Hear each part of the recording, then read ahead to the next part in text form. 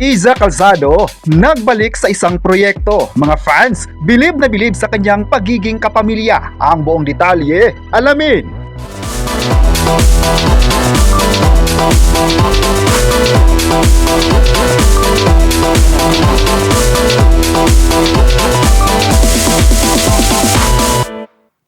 Espesyal na regalo para kay Iza Calzado ang pagkapili sa kanya bilang isa sa mga bida ng Hand of God, isa sa mga official entries ng 2026 Cinemalaya Philippine Independent Film Festival.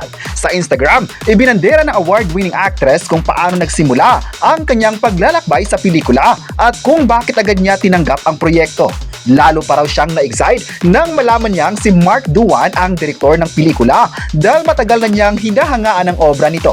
Pagbubunyag pa nga ni Iza, hindi na siya nagdalawang isip na tanggapin ang alok matapos niyang mabasa ang script ng pelikula. Pinasalamatan din niya ang buong production team at ang kanyang mga nakatrabaho na nagbigay ng buong puso sa paggawa ng pelikula. Bukod kay Iza Calzado, tapok din sa Hand of God sina Ruru Madrid, Ronnie Lazaro, Sue Ramirez, Jong Hilario, Cholo Barreto at Kiddy Umalin. Mapapanood ang lahat sa kalahok na pelikula sa Cinemalaya hanggang August 18 sa Red Carpet Cinemas ng Shangri-La Plaza Mall.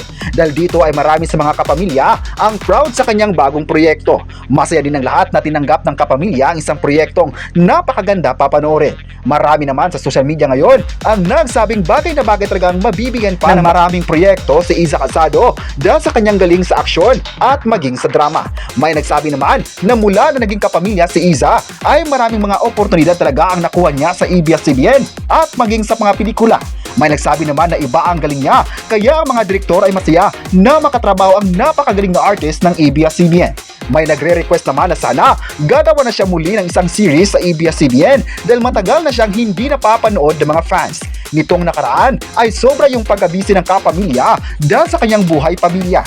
Pero sa kanyang pagbabalik, dala nito ang pasabog sa lahat ng mga manonood. Say pa ng mga fans, excited sila na makita ang mag-enjoy din ng kapamilya sa kanyang trabaho. May nagsabi naman na ang gagaling ni Iza mga proyekto na kinabibilangan niya. Pati mga nakatrabaho niya ay napabilib sa kanyang acting skills at dedikasyon bilang artist. Nakita kasi nila kung paano kaimportante ni Iza Calzado ang mapabilang sa isang proyekto kaya tulo ang kanyang effort para magawa ng tama ang kanyang karakter.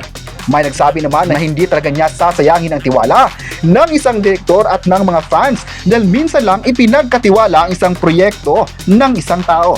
Mahal na mahal ng karamihan si Iza Calzado kaya abangan pa ng lahat kung ano pa ang gagawin niya sa ABS-CBN Network.